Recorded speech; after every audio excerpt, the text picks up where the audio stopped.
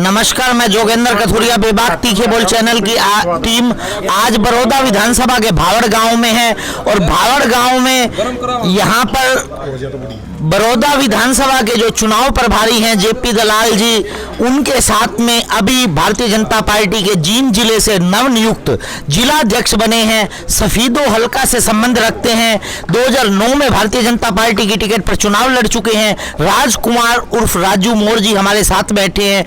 ये भी इनकी दोहरी जिम्मेवारी हो गई, इनके हल्के के गांव के साथ साथ कई गांव लगते हैं बड़ौदा विधानसभा के।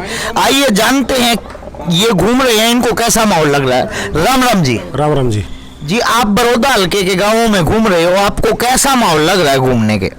माहौल पार्टी के पक्ष में है, बहुत अच्छा माहौल है। लोग चाहते हैं सरकार के साथ जुड़ना, पार्टी के साथ जुड़ना चाहते हैं, पार्टी की नीतियों से जुड़ना चाहते हैं और पार्टी में विश्वास जताएंगे, पूरा आशीर्वाद देंगे, पार्टी के साथ लगेंगे, सरकार के साथ लगेंगे और जो आशीर्वाद हमें ये देंगे हम उसका पूरा विश्वास दिलाते हैं बड़ौदा हल्के की जनता को, पूरा उसका काम जनता को साथ पूरा देंगे। एक आप जींद जिले के नवनियुक्त जिलाध्यक्ष बने हो, बेबाक तीखे बोल चैनल की पूरी टीम आपको बधाई देती है और अब आपके ऊपर कई गुना जिम्मेवारी बढ़ गई है। पहले हल्के हल्के की जिम्मेवारी थी, अब कई हलकों की जिम्मेवारी हो गई है।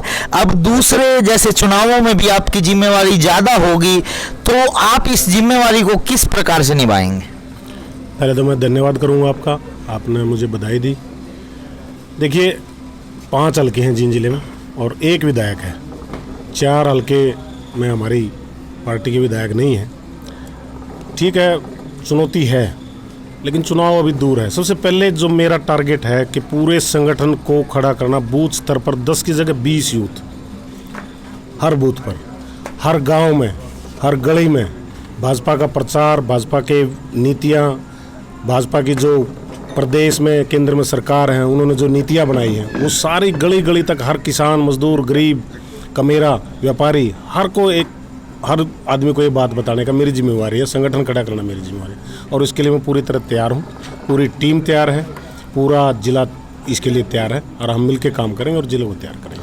सर, एक बात और बताइए, 2009 में भारतीय जनता पार्टी की टिकट पर आप चुनाव लड़ते हैं, आरएसएस से आपकी पृष्ठभूमि है, भारतीय जनता पार्टी के ग्रास रूट कार्यकर्ता हैं, फिर भी सफीदो हल्के में भारी प्रत्याशियों को 2 बार आजमाया गया।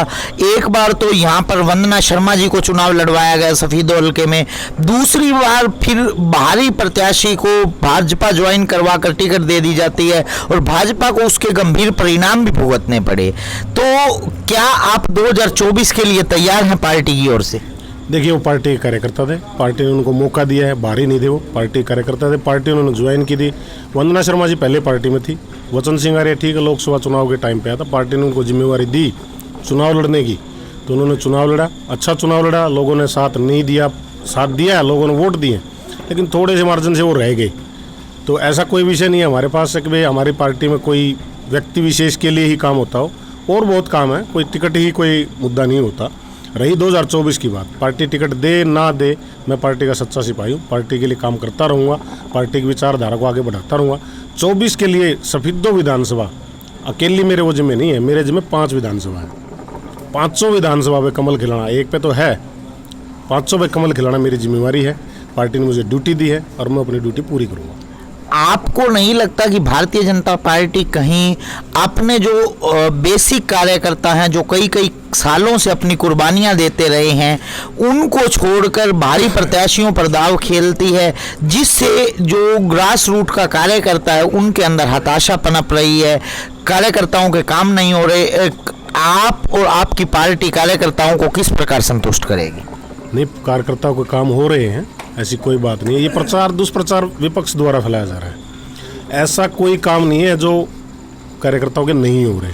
रही नौकरियों की बात, आप किसी गांव में चले जाओ जहां हमारा विधायक है, किसी विधानसभा में चले जाओ जहां हमारा विधायक है या नहीं है, आज भी यहाँ बौड़ गांव में बैठे हैं, आज भी वहाँ जब मंत्री जी ने पूछा तो यहाँ 22 लड़के लगे हैं। हमारी तो सरकार नहीं है, यहाँ विपक्ष का विधायक था, ऐसी कोई बात नहीं है। लेकिन जो कार्यकर्ताओं के काम ना होने का जो प्रचार विपक्षी करते हैं वो बिल्कुल धार्मिक है। एक आध रह जाता है, 100 काम हो गए, एक रह गया, तो उसी पर प्रचार लोग पकड़ना शुरू कर देते हैं। ऐसी कोई बात नहीं है, और बात अगर थोड़ी बहुत कमी है तो उसको दूर करेंगे।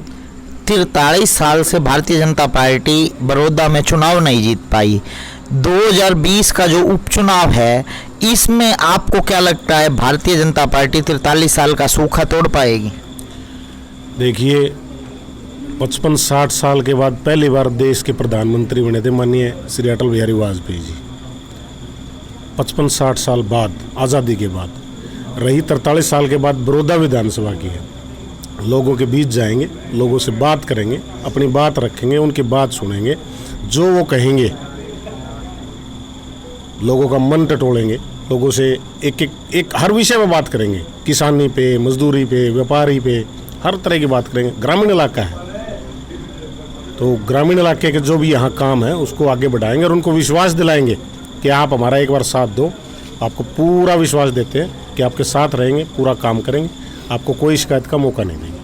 एक जनता के बीच में जब हम जाते हैं, जनता आरोप लगाती है कि चुनाव के समय पर सभी आते हैं, चुनावों के बाद कोई नज़र नहीं आता। क्या ऐसी जो विपरीत परिस्थितियां थी, इसको दूर कर पाएगी पार्टी? देखिए, पहले और पार्टियों की जो बात करें हम, वहाँ भाई भतीजावाद, परिवारवाद पूरी तरह से है। भारतीय जनता पार्टी में ऐसी कोई परंपरा नहीं है, पहली बात। दूसरी बात, हरियाणा में सरकार बनने के बाद प्रदेश में माननीय मुख्यमंत्री श्री मनोहर लाल जी जब से मुख्यमंत्री हैं, एक तो ये भेदभाव वाली स्थिति खत्म हो गई है। दूसरा, जो आप कह रहे हैं ना, चुनाव से पहले आते हैं, चुनाव के बाद नहीं आते, इसको भी तोड़ देंगे और तोड़ भी रखी है। ऐसा कोई विषय नहीं, एक पहले आते हैं बाद में नहीं आते।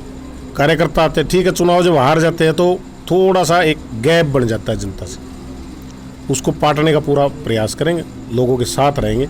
चुनाव जनता आशीर्वाद देगी, हम जीतेंगे, पार्टी जीतेगी, यहाँ से कमल खिलेगा और लोगों के बीच रहेंगे। नहीं, दीपेंद्र सिंह हुड्डा जब यहाँ आते हैं, गोहाना में प्रेस कॉन्फ्रेंस करते हैं, कहते हैं सूखी चाय भी नहीं पीने आए भारतीय जनता पार्टी वाले। ये आरोप कहाँ तक सही है? तो वो कौन सा सोनीपत में रोज आड़े चा पीवा है? तो वो कौन सा लोग बीच रवाड़ है? भारतीय जनता पार्टी वाले नहीं आते तो वो कौन सा वही पर भारी वो बना दिया तो वो आड़ा आ गया। वो कदा आड़ा? कृष्ण हुड्डा आड़े, श्री कृष्ण हुड्डा जी यहाँ से विधायक थे, उससे पहले कदे दीपेंद्र आया हो तो बता दो। ये कोई चैलेंज थोड़ी है। ये बात, विषय इस बात का नहीं है कि भाई आया कि नहीं आया। मैं जींद जिले से आता हूँ, 2009 से 14 तक सरपंच रहा। मैं कोई बात ऐसी कह दूँ, हमारी गांव की पंचायत यहाँ ग्रांट मांगने आई थी, निजामपुर में काम था, तो उन्होंने स्पष्ट कह दिया कि तो जींद जिला है। हमारी पार्टी का कोई कार्यकर्ता, कोई अधिकारी, कोई नेता, कोई मंत्री, कोई मुख्यमंत्री ऐसी बात कह के दिखा दो, ना देना ग्रांट ना दो, और इसके लिए मैं प्रत्यक्षदर्शी हूँ। अगर वो कहेंगे तो मेरे गांव के लोग गवाही देंगे। चलो, अभी हम बात कर रहे थे भारतीय जनता पार्टी के जींद जिले के नवनियुक्त जिलाध्यक्ष राजकुमार उर्फ राजू मोर्जी से। इन्होंने भी भारतीय जनता पार्टी की ओर से कांग्रेस के राज्यसभा सांसद दीपेंद्र हुड्डा पर काउंटर अटैक किया है और कहा है कि आपने कितना टाइम दिया है बड़ौदा हलके को, आप कितनी बार आए हैं। मैं विभाग तीखे बोल चैनल के लिए जोगेंद्र कथुरिया। हर खबर और नई वीडियोस देखने के लिए फेसबुक पर लाइक, इंस्टा पर फॉलो और यूट्यूब पर करें सब्सक्राइब।